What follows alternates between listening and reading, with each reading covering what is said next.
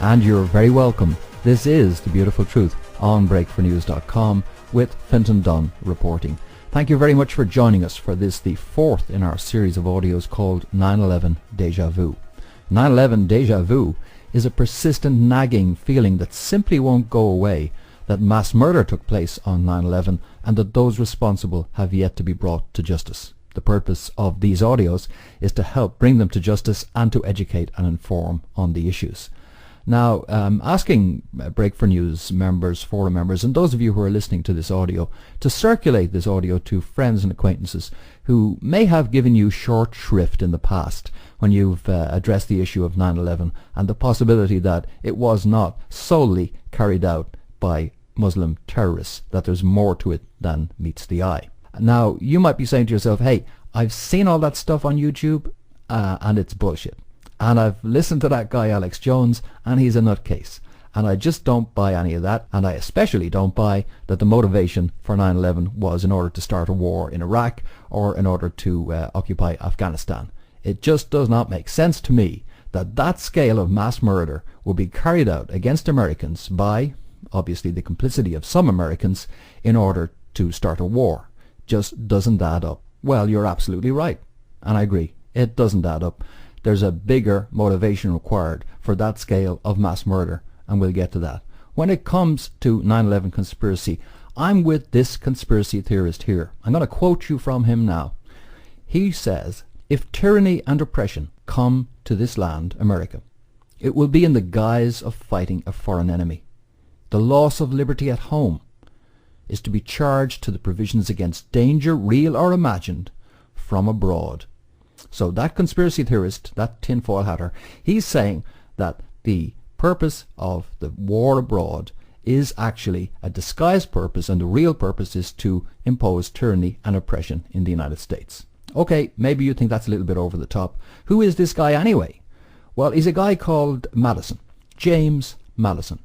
And for those of you who are international listeners, you might not be aware of who this guy is. James Madison is the author of the US Constitution. He is known as the father of the Bill of Rights, and he was, following Thomas Jefferson, a president of the United States. I'm with him. If that's conspiracy theory, I'm with him. And yet, the desire to impose dictatorial control over the United States, even that is not a sufficient motivation.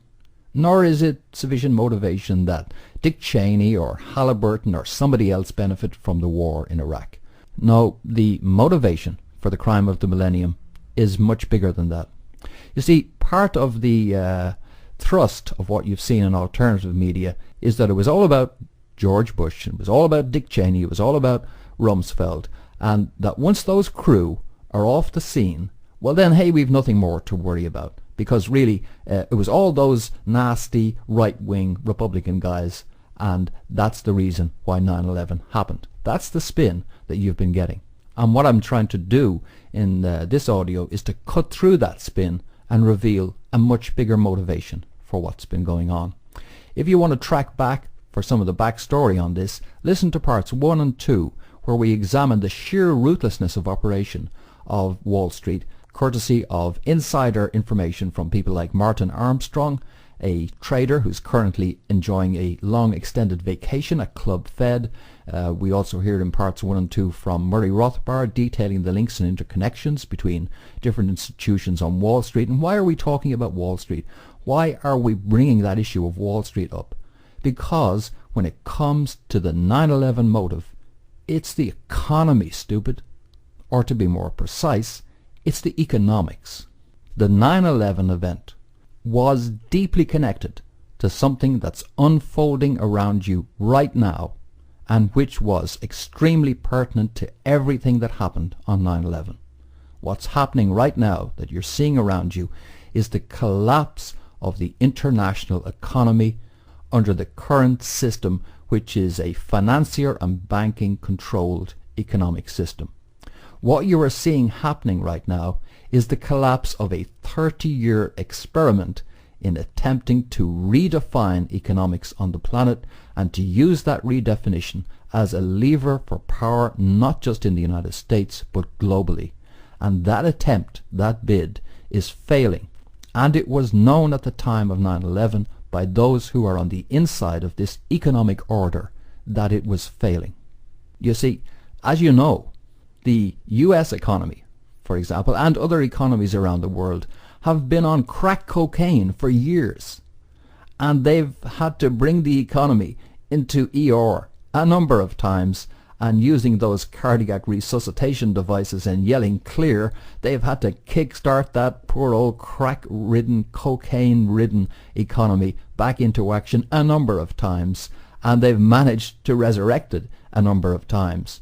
But each time, the ravages of crack cocaine, of economic crack cocaine, have bitten deeper and deeper. And now we're at the point of total economic collapse. Despite everything they've attempted to do, we're at the point of total economic collapse of the existing economic order. Knowing that that was coming and attempting to prevent it and or devise exit strategies from that economic collapse was the key motivation for 9/11. Now, how does that make sense? In this way, because you may be saying to yourself, hold on, 9/11 was back in 2001. Economic collapse began in 2008 and has accelerated since then. I mean, the two are not connected to each other. Well, no. In fact, an economic structure is like a big ship, like the Titanic, for example. And big ships take years to change direction. Big economic orders take many years, sometimes decades, to reach the final conclusion. So you have a process which has occurred over about a 30-year period, and one which is reaching its climax now. But while maybe most of us aren't up to speed on the full scale of understanding the economics of all this, you can appreciate, I think, that big economic structures take many years, sometimes decades, to play out. And those on the inside knew the writing was on the wall for their economic structure, and 9/11 was their response in order to try and deal with that imminent potential disaster for them. Okay, so that's our approach to it, that it's all about economics at the end of the day. Now, this is a difficult field to get a grip on, because economics is so confused and confusing, sometimes deliberately so, in much the same way as religious academics like to complexify everything in case you might figure out that it's actually quite simple after all. So we're not going to get into real deep economics here, but we are going to lay out some of the backstory to 9/11, and as I said, that backstory takes us back 30 years. It takes us back to around about 1980, and that's your first clue. Let's now examine what was the political system in power at the time of 9/11. It was, of course, the Bush dynasty, George W. Bush, the idiot son, being the one who was in the presidency. But as we've examined already here on breakfornews.com, he was just doing whatever Poppy told him to do. And whether you know it or not, Poppy Bush has been the man who knows where all the bodies is buried, the man who is now and has been in a key position of almost dictatorial power in the United States ever since he was parachuted onto the Reagan presidential bid as vice president. And that connects us into the Anglo-American political and financial establishment. Because, of course, as you know, in the aftermath of 9/11, George Bush Jr.'s staunch ally was Tony Blair. So we're looking at an economic structure which came out of London and New York at the same time, really, back in 1980, at the era of Thatcher and Reagan. So this is an economic structure which by now is the new normal, isn't it? But once upon a time, before the arrival of Margaret Thatcher on the scene, the economic structure which we're currently living on was nothing but a potential dream, still had not come about.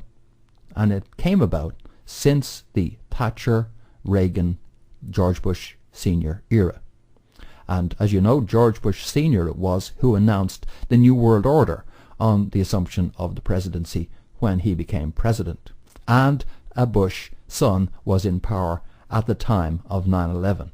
And prior to 9/11, we had huge economic financial scandals such as Enron, prior to that long-term capital management. But even within the Bush presidency, you had indications before 9/11 occurred that awesome levels of corruption had now reached the very top of the financial and political establishment in both London and New York and Washington, the core power centres of what's called the New World Order.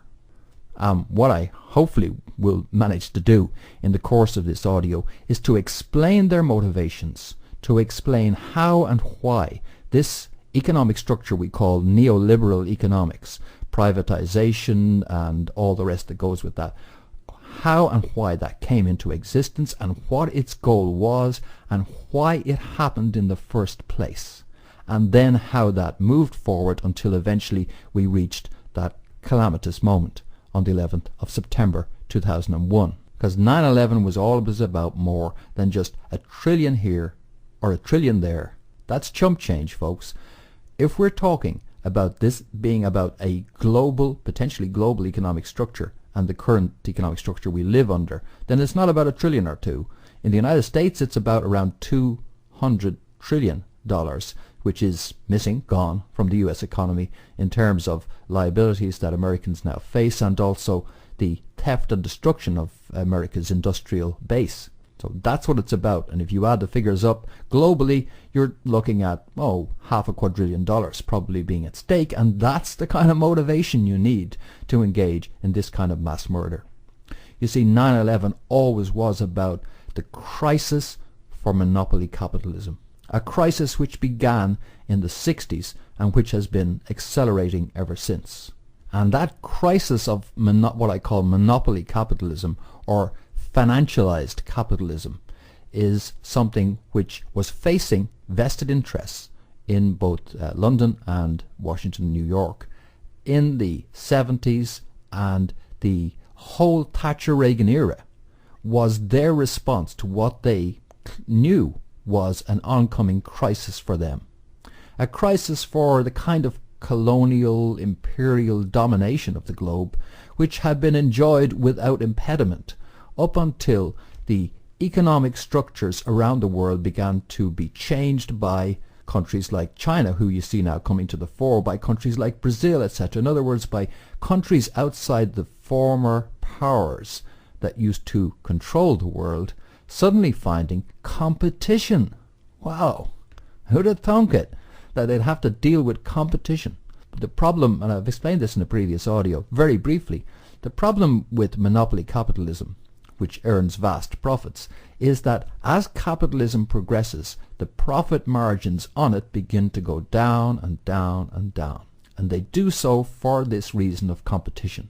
Because there's other smart people on the planet, and they can figure out how to make milling machines back in the 18th century, and they can figure out how to make washing machines and refrigerators. And so you move from an era where the Western world, in terms of Western Europe and the United States, who used to have a virtual monopoly on these industrial financial structures, suddenly finding that they were facing competition, and worse than that, watching their profit margins decline and decline, and their power begin to decline along with that.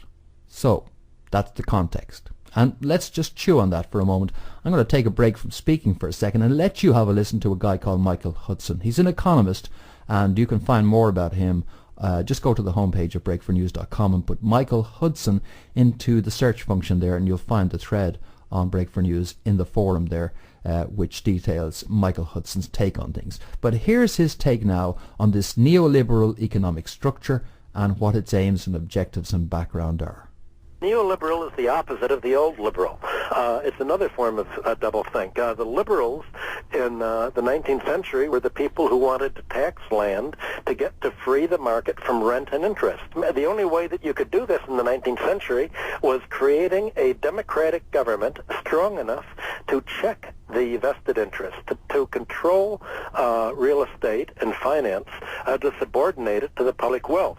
Today, a neoliberal wants to get rid of government, to give a free rein to Wall Street, and neoliberals claim to be against centralized planning, but they're for centralized planning. They just want to shift centralized planning out of the hand of elected officials into the hands of Wall Street. And that's why Mr. Bernanke says that the hallmark of democracy is an independent Federal Reserve and an independent central bank. But that's actually the hallmark of oligarchy. If finance is the economy's planning center, then you want that controlled by the government and by elected officials. You don't want it controlled by Wall Street. That's the opposite of democracy. Well, it's this mystification of the language that has everyone so confused and makes economics so difficult for people to comprehend. So that's the purpose. If you're going to use an economic system that's exploitative, you want to tell people that they're getting rich by going into debt. You want them to think of, look at how much your house is going up in value, not how much do you have to borrow in order to buy a house to set up a family. They say, look at how much you're getting in your pension funds, without saying the higher stock and bond prices get, the lower the yield you get, and the more we're going to have to end up defaulting on your pensions and not paying you. So the whole idea is to make economics mystification. Won't this type of economy come to a screeching halt at some point due to a lack of production? That's right. Somebody has to produce, and what America calls the post-industrial society is really just a rentier economy. It's a financialized economy where all of the surplus is shifted into Wall Street and the financial sector. It's not being invested in new factories and in tangible capital formation, plant, research and development, education. It's all being used essentially just to pay financial speculation. So then is this why you have alluded to the possibility that we could be sinking back into a new feudalism? That seems to be the objective, to channel all of the income over and above basic subsistence needs to an emerging oligarchy that will make itself hereditary and become an aristocracy. Okay. An emerging oligarchy which wants to make itself the new aristocracy, the new hereditary aristocracy. You can see them already. Can't you just? Even as you are scrabbling trying to find out where you're going to get the next few bucks, these guys on Wall Street, for example, and let's not just, there's a huge focus on individual executives at the top of the banking structures, etc., on people like Paulson and others. But, they're the managers of the very, very wealthy people's money. That's all. Yeah, sure, they're making a pile, but you should see the pile the very wealthy are making, because these guys manage the wealthy people's money on their behalf. Right. Now, Michael Hudson has a very cogent analysis of the economic structure we live under. You see, once upon a time, way back in the good old days, before they came up with this, as I say, something that came out of both Thatcher in the United Kingdom and Reagan in the United States around about the same time, back in the days before that, the financial sector of the economy, the banks and the insurance companies and the pension companies, used to represent, well, whatever, maybe 5-7% of the overall GDP or economic activity within the country. By today, these institutions represent around about 25% of the GDP. And that ain't no accident, folks. That happened because they put together this financialized economic structure as a plan, as a gambit, and as a tactic. Why? Two reasons, one internal and the other external. Internally, those who have plenty of money and who are totally addicted to power and money, they've got a problem. See, workers don't necessarily like the idea that they get paid a pittance while somebody else profits off of their labor. And so they face certain problems that every time you want to try and think about cutting wages for people, they get all ornery, upset, and they start demonstrating, protesting, and marching. So that is and has been always their internal problem, which is ensuring that they get more of the cake than anybody else. And the second problem they faced was an external problem, because not only do they have ornery peasants at home to cope with, but they also have ornery peasants abroad who are getting smarter and smarter and financially stronger and stronger and stronger all the time, and threatening their monopolistic control of the economic order. That was the reality they were faced with in the 70s as the newly emerging industrial powers abroad and outside of the New World Order core in the United Kingdom and the USA, as those other economies began to emerge. So they faced both an internal and an external threat, and they came up with a great solution to that, because these people, they're not dumb.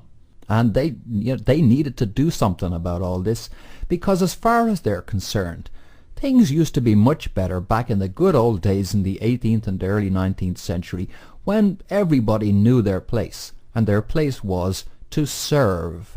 That was their place. And as far as they're concerned, that worked fine.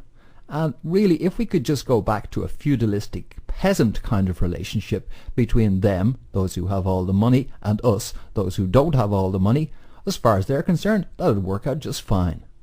In fact, it did work out in that way. And that viewpoint of the preferred economic structure was not just one which they held back then, as I say, back in around about 75 to 1980, thereabouts, when they faced these challenges, but it's one which was articulated by Robert Reich, one of Clinton's team, and he wrote about what he saw as a new economic structure which would really work out quite well. And under his view of this new economic structure, and you can put Robert Reich, although I prefer to call him Robert Fourth Reich, but put Robert Reich into a search engine and you can get more about his vision of the economic structure which was preferred. And in that economic structure, he saw a 1% at the top who would be extraordinarily wealthy, like they used to be back in the good old days when kings were kings and peasants were afraid of them.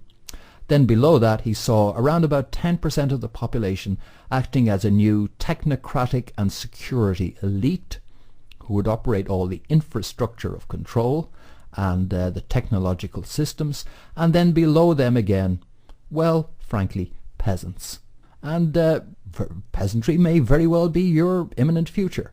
And when Lloyd Blankfein of Goldman Sachs or Jamie Dimon of JP Morgan comes riding by in his horse and carriage, you better get used to doffing your cap and saying yes, massa, and no, massa, because that's the kind of world that they would like them and you to live in. So how do they achieve this? How did they move in the period around 1980 to deal with these oncoming challenges? They did so by the financialization of the economy. And so you had this new wave which seemed to come out of nowhere. And suddenly in the United Kingdom and the United States, it's all privatization, and it's all reform, and it's all whole new economic structure. And that was when the rot set in.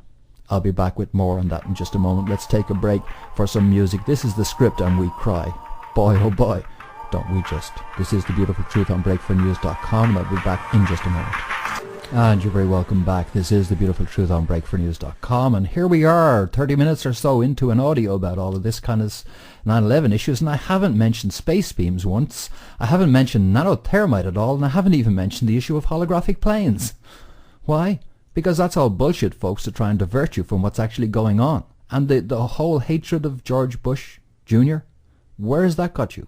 And the despise which you have for people like Dick Cheney and Rumsfeld, have things got better since they left? No, they've gotten worse, and you are flucked. And you were always going to be flucked, and flucked over badly by these people. So let's backtrack a little bit to figure out how we got into this mess and why. And we'll take a little bit more from Michael Hudson. You write that the independence of the Federal Reserve is a euphemism for financial oligarchy. What do you mean by that? The central banks use the Federal Reserve as their lobbying institution within the government, and the Federal Reserve creates the free credit to give to the banks, and the banks use this credit to bid up asset prices. And in the United States, 1% of the population owns about two-thirds of the revenue from wealth, that is interest, dividends, rents, and capital gains. So the function of the financial system is to increase the price of houses, real estate, buying a retirement income relative to wages. And in that sense, it's the FIRE sector, the finance, insurance, and real estate sector, relative to the rest of the economy, labor and industrial capital. Wall Street Street has veto power over whoever the government appoints to the Fed or to the Treasury. So in effect, Wall Street tells the government who to employ to give away government resources back to the private sector. Most wealth throughout history has always been taken from the private sector, either militarily by invading a country and taking over the land and the commons, but today it's done financially by taking over a government, basically, and privatizing the government's resources, or in the case of the Fed, letting the banks create free credit to buy out resources that are being privatized. Largely in other countries, their phone systems, communication systems, telephone systems, water, mineral rights, oil, gas, everything. I'm going to read you something from the Counter-Enlightenment, which is a paper from Michael Hudson. And here we go. What you've had, he writes, since about 1980 is an inversion of what the classic liberals fought for. The rentier interests have fought back against the reformers. Now, what's rentier? Rentier, R-E-N-T-I-E-R, it's from the French, is rent, R-E-N-T is the first part of that word, and that tells you the kind of economy we used to have. You see, back in the good old days, these kings used to ride into town along with their thugs and kick the crap out of you, and they would tell you that, hey, they'll be back, and this is at the heart of Braveheart. You'll have seen this, the Mel Gibson movie, and they tell you that they'll be back next year, and when they come back next year, you better have lots of grain and crops for them, because they will want tax. Otherwise, when they come back next year, they will kick the shit out of you again. So that's how it used to work back in the old days, and that was the rent you had to pay simply for existing, simply for being on the land. That's a rentier economy, where the elite simply exact through force a tax, if you want to call it that, which is in effect a shakedown.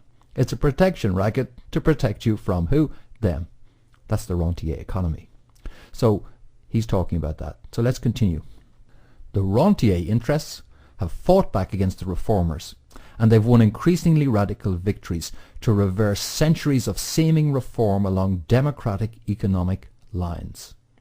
If you look back at what writers of the early 20th century expected to see as a result of technological progress and rising productivity, we should be living in a utopia by now. Suppose you'd been told in 1945 about the breakthroughs in medicine, atomic energy, jet aircraft, electronics, computerized gadgets. If you'd been told all this back in, say, 1945 when World War II ended, you would have been justified in expecting that we would have a life of leisure by now. You would have wondered how much anyone would need to work each week. Statistics for productivity growth since 1945 show agricultural productivity has soared even more than manufacturing productivity, so has productivity in mining, etc., etc. So why are employees working longer hours and more intensively? Why are entire families, wives as well as elderly men, been forced into the labour force instead of having the life of leisure that technology seemed to promise? I'll interject here. You remember the forecasts. Hey, we'll be on a 2-day week. Yeah, let's continue.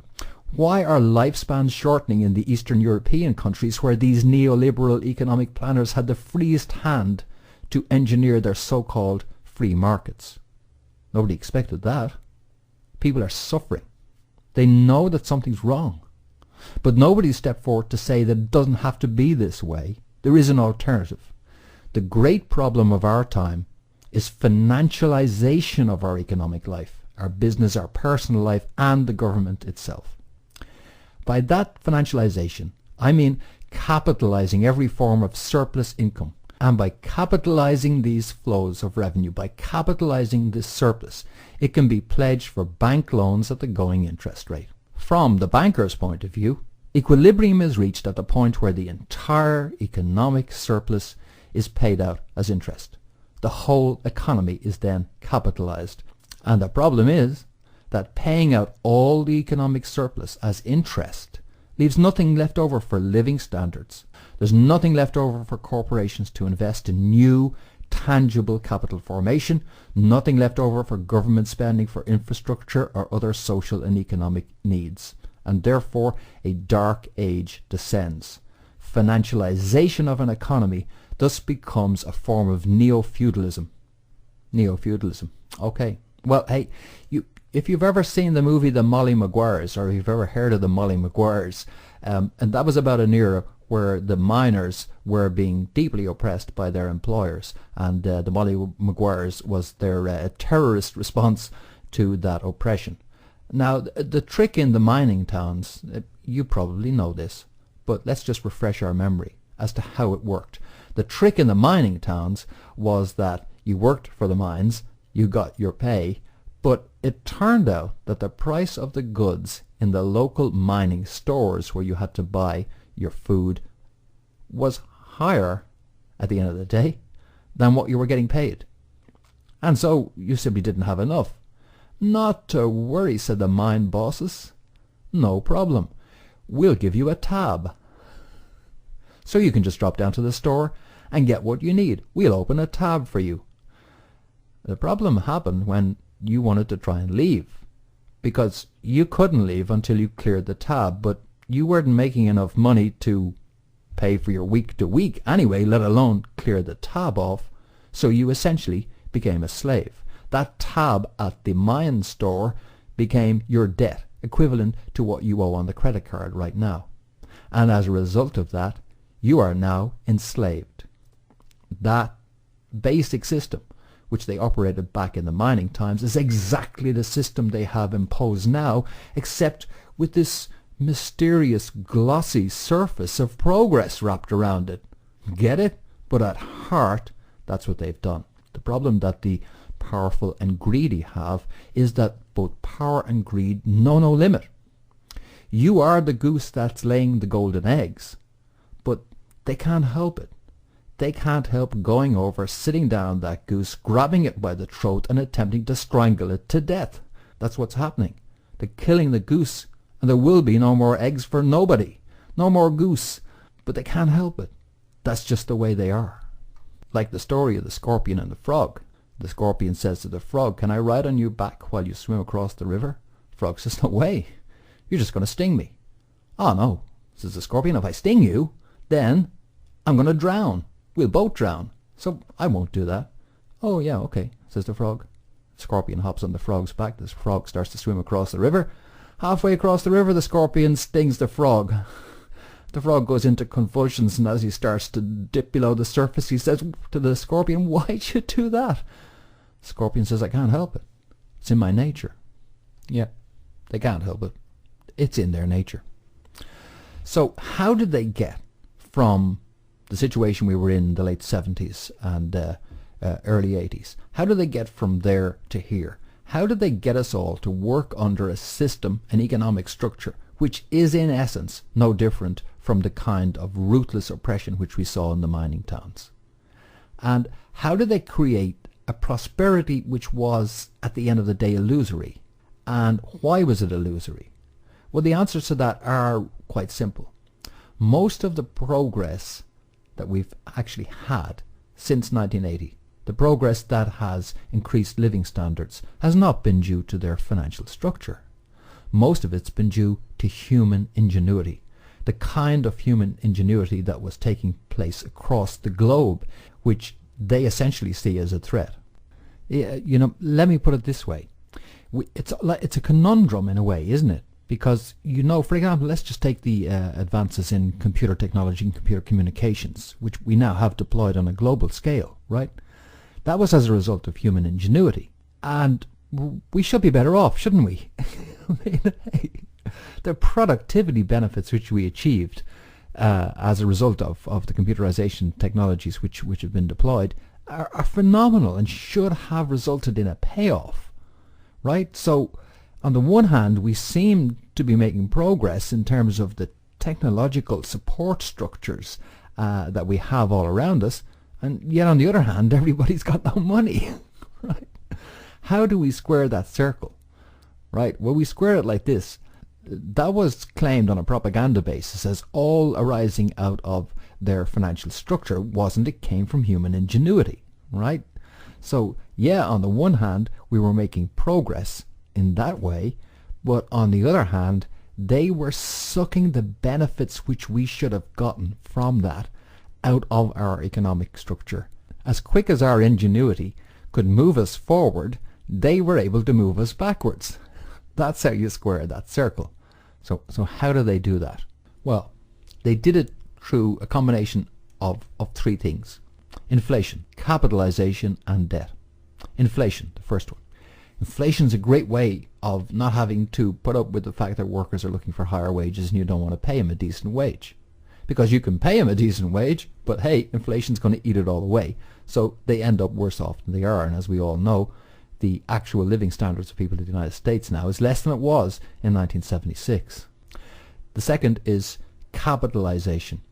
Pre-1980 and pre the emergence of this economic structure. If you wanted to buy a home, you had to demonstrate a capacity to save first. So you might have to save maybe 20-25% to put down on the home and then satisfy fairly strict criteria as to your earning capacity and your ability to discharge that debt.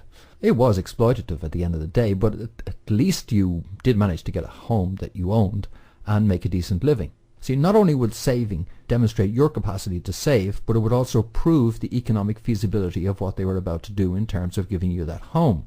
Because you would have demonstrated that on your current earning capacity, you could easily afford that home. Because you could save on what you were earning already. So therefore, being able to save, you could also pay a mortgage.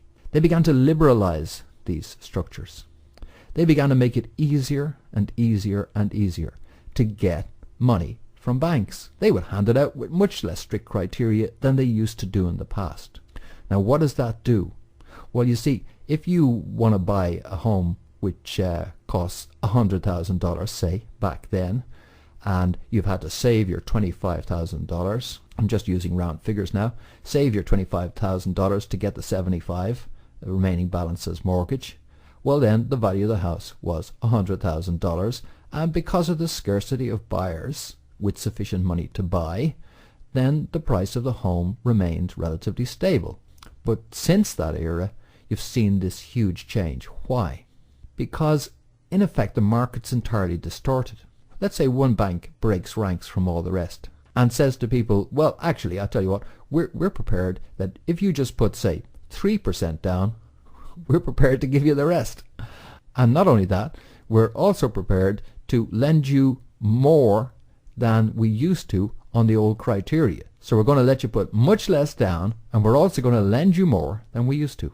Well, imagine there's two buyers competing for that $100,000 house, and one of them is on the old system and the other is on the new system. In fact, there's not just one other, there's 2 or 3 other guys now queued up to buy that house, and they're all competing with each other, and depending on the kind of deals they can get from their banks, before you know it, you're outbidded on that $100,000 house because somebody else is there and they're prepared to pay $120,000 for the house because they got the finance to do so. Is the house worth $120,000? Good question. Now suppose you keep that up and keep that up and keep that up. Hey, before you know it, that $100,000 house is now worth $475,000, and that's the situation we've ended up in today. What difference does that make to the bank? Quite a difference actually, because instead of lending you a $75,000 sum to buy the rest of the money to buy your $100,000 house, they're lending you $475,000 to buy a house, and your mortgage payment is astro-freaking-nomical, and the income which they get out of you is astro-freaking-nomical as well. That's how it has worked. That's how you end up with 25% of the entire economy getting sucked into the financial structure, which doesn't actually produce anything itself, but is merely, in effect, at the end of the day, the oil that is in the bottom of the engine that enables the parts to flow. That's what finance and money should be. Now the problem is that, on the short-term basis, there isn't a problem.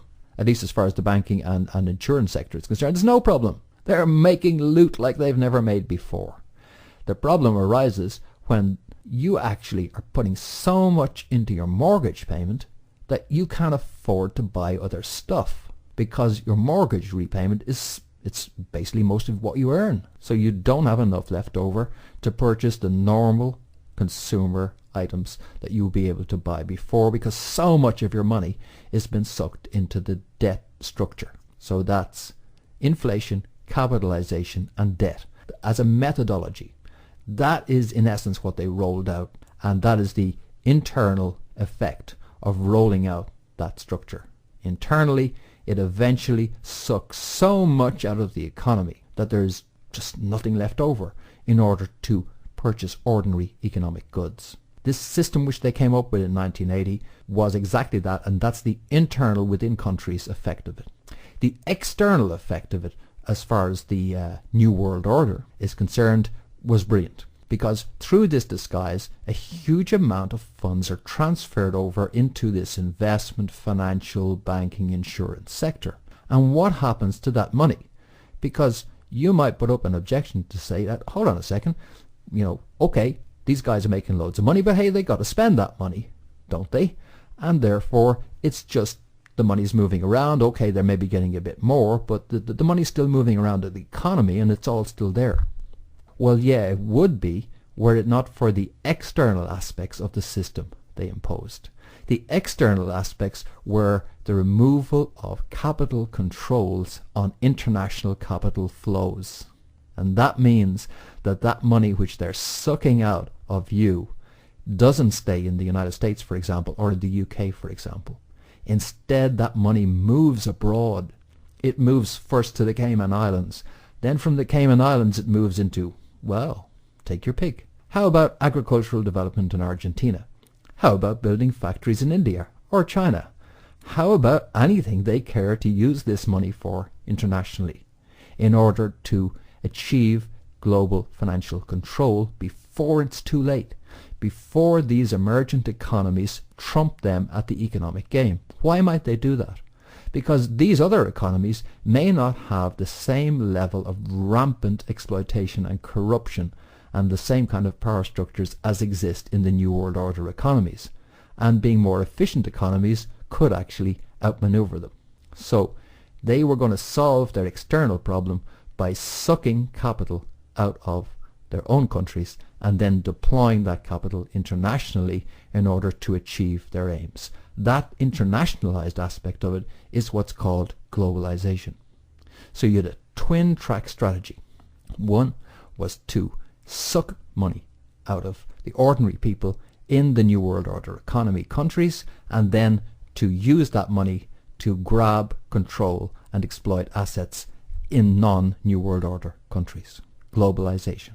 Now, they know that this is quicksand that they're building on. From an individual country point of view, any country which adopts this structure, it's absolute quicksand. It's going to tank that country's economy. But the process of tanking the country's economy can take 20 to 25 years to play out. And in the meantime, they can internationalize their operations. So that's how they solve the conundrum of the competition which they were going to face internationally, was to internationalize, to inflate, creating this wave of money, a wave of dollars in effect, which then would be used to engineer the globalization structure, to actually grab assets. One of the other things, as you know, that came out of that Thatcher-Reagan era was the whole thing of privatization. So what they were doing with foreign countries is as globalization progressed, and as they tried to hack out these deeply exploitative deals with smaller foreign countries, they would say to them, hey, if you sign up to this, we'll give you access to our huge and vastly prosperous domestic home market. For example, the United States market, which is a vast market, right? So before the 25-year thing is up, right, they're able to approach other countries and say, we want you to sign up to globalization, and if you do, we'll give you access to our markets, and you're going to make a pile selling stuff to, let's say, Americans. And in return, you're going to open up your structures in your country to us, because we want to come in and buy your water, buy your rail, buy your telephone systems, buy everything we can with the money, and we're going to grab assets in your country. But hey, it's an equal trade, isn't it? Because as much as we do that, hey, this privatization stuff is good, so you'll benefit really, because privatization's good, folks, and as well, you'll be able to expand your economy because you'll be able to sell stuff to us. Of course, as you know, the catch is that they're building their economic structure on quicksand. So you're going to get no long-term payoff for this, as the Chinese are finding out right now. Because in as much as you get a heyday golden era where it seems like you are selling stuff hand over fist and can't make enough of it, it's not going to last. And you'll have turned over your entire country's economic structure to these ruthless, exploitative FUKRS. So where did it all go wrong for them then? And how does 9/11 fit into all that? Well, it all went wrong for them both internally and externally. Internally, ordinary people got a little bit worked up about the idea of opening up their economies to unbelievably low-priced foreign competition, which was going to destroy jobs and prospects and future in their own country, and justifiably so. And they started objecting. For example, the huge resistance to their determination to create the North American free trade system. That's the kind of difficulty they ran into internally, was popular resistance, because the economic effects of this rentier economy, this debt system which was sucking every available free dollar and some of the not free dollars into their control, right, was starting to destroy the economies, and a bit too quickly. The quicksand was a little bit runnier than they figured. So they started to run into economic problems. And as I say, that's why they had to bring out the crack cocaine. Economic crack cocaine was their answer for that. Workers tired, feeling shagged out? Not to worry. Here's economic crack cocaine to get your workers back in tune. That was the internal problem that they faced. The external problem that they faced is similarly, a lot of these countries around the world, when they saw the deal that was on the table from the globalists, started to figure, hold on a second, you know, the terms you're demanding for this globalization thing, even though they had bought the idea of access to the US market, nevertheless the terms were still onerous and they weren't prepared to sign up to them. So they started having problems arriving at a world trade deal, arriving at a globalized structural deal which would satisfy their greedy little aspirations. So both internally and externally, they started to run into both economic and geopolitical difficulties which were holding them back.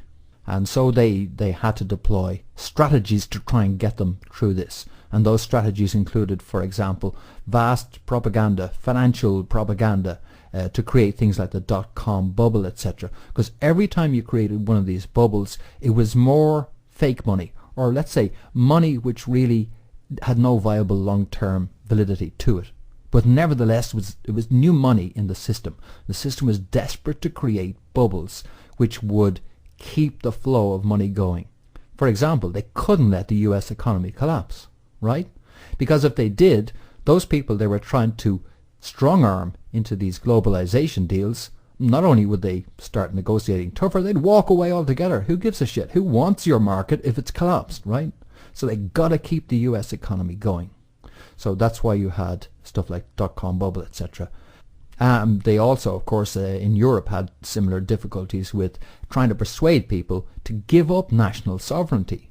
Now, of course, the corporates love all this. Corporates were all in favour of this, so they had the corporates on board in order to push forward their economic agenda, because neither corporations nor these people give a damn about the ordinary person and how they get on. And in essence, let me get to the heart of the 9/11 issue. And I'm going to pick one moment, and it's not the moment of the attacks. No, the key, pivotal, vital moment that tells you what's going on and why the 9/11 took place was that moment when George Bush, on Poppy's instructions, delivered that unforgettable message. You're either with us or you're with the terrorists. Will I translate that for you? It means you either sign up on these globalization deals and let us take over your economies of your countries, or maybe we'll fucking invade you. That was the subtext. It was always, always, always about military power being deployed as a strong-arm tactic to try and rescue the entire game, including its globalized aspects. And as you know, with the collapse of the World Trade talks, it failed. It failed. And as you know, with the Chinese saying, take your global warming tax stuff and shove it up your ass, that failed too. which was a tactic they came up with to try and cream some more money out of the structure. They wanted people not only to sign up to the globalization aspects, but they also wanted to get them to sign up to this, what would in fact be a tax which would impose a burden on the global economy as big as the cost of oil itself as a burden.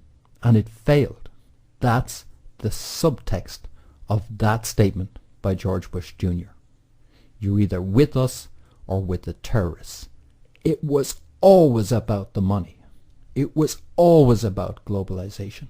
And countries around the world had to watch it, because these are dangerous guys, particularly because of their propaganda capabilities, and because of the fact that they have deluded so many people in the United States, for example, means they have a goddamn unbelievable, huge, great big military machine which they can unleash upon countries which attempt to stand up to them, let alone their intelligence and controlled terrorism which they can deploy as well. So many countries had to make like they were going to play ball, stall, and try and see could they hang on in there until they'd see how this would play out. Well, how it's played out, as you're seeing around you right now, is that the quicksand effect is starting to kick in big time, and no amount of economic crack cocaine is capable of rescuing them. So on the external side, they're now screwed. It's over. On the external domination side, which was one half of the agenda, they're screwed, which only leaves the internal. And the internal side of it, well, that's our problem, isn't it, right now? Now, we and they have got to try and deal with a situation where the quicksand effect has kicked in and they haven't achieved their objectives. And now what are they going to do? Either now it's time to face the music, or else, having failed to dominate internationally, they will attempt to dominate internally in the New World Order core countries. Going to be tough, because lots of people are onto it.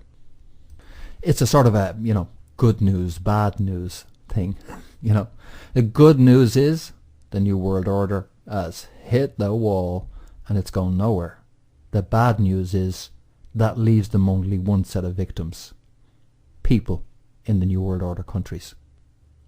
Now, they try to engineer their way out of it. They always had planned to do so. For short-term political benefits, all the blame, not just for 9/11, but also for all sorts of stuff, was foisted onto the Republican administration of George Bush. And the idea was they would offer Obama, who was going to ride in on a white horse and save everybody. But as you've seen, it hasn't worked out that way. So that was their exit strategy internally now. Their exit strategy internally, how to try and cope with the anger, justifiable anger, of the peasants who got screwed over in this grand 30-year experiment built on quicksand, was Obama, and that's failing. So we are actually, in one sense, it's great because their global plans have failed. But on the other sense, the question is, what are they going to do now? Are they going to try and play a waiting game and see how it pans out? Or are they going to make a big push for feudalism internally? Those are the issues. But that's the context for 9/11. Always, always, always about the economics, folks. And everything else is smokescreen. And there's one other nuance on this I'd like to communicate also. Because as you've seen now from this just brief examination, I've tried to simplify it as much as possible. But as you've seen from this brief examination, this financial structure was vital for their objectives. And finance is as important as military for this economic and political elite. The financial weapons of mass destruction, which the financial centres of Wall Street and London were able to unleash on behalf of this elite, were at least, if not more important to them than the military power. Because military power is a goddamn messy business. And deploying military power is a messy business. It's messy politically, it's messy in so many ways. And that's why Wall Street has had such a free license, because Wall Street was their financial weapon of mass destruction, colonization and intimidation. which they deployed ruthlessly around the globe against anybody who was smaller than them, that they could use their leverage over the American political structure in order to kick the ass out of anybody who stood up against them. Let me put it another way, right? There's an awful lot of focus on people like General Petraeus, right? General Petraeus, who oversaw the surge, and on the military guys like Jamie Dimon in JP Morgan Chase, guys like Lloyd Blankfein in Goldman Sachs are the generals of their financial weapon system.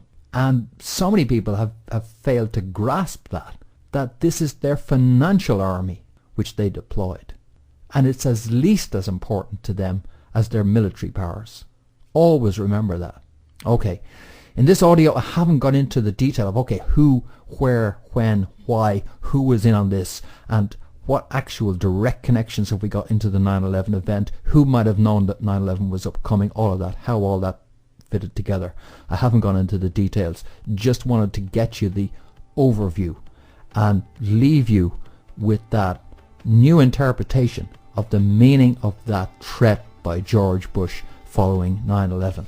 I want that to be the abiding memory that you take away from this audio, that when he says you're either with us or you're with the terrorists, what he really is saying is sign up to our globalization deals, sign up to our carbon trading deals, sign on the dotted line, or we might just come after you. That statement was an economic threat. And smart countries around the world, the leaderships of independent countries around the world knew it was too, but it's not the sort of stuff you can talk about in public. Anyway, there you go.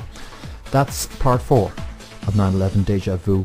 I'll be back with more very soon, and I hope you can join me for that. But in the meantime, for breakfornews.com, this has been Fintan Dunne reporting.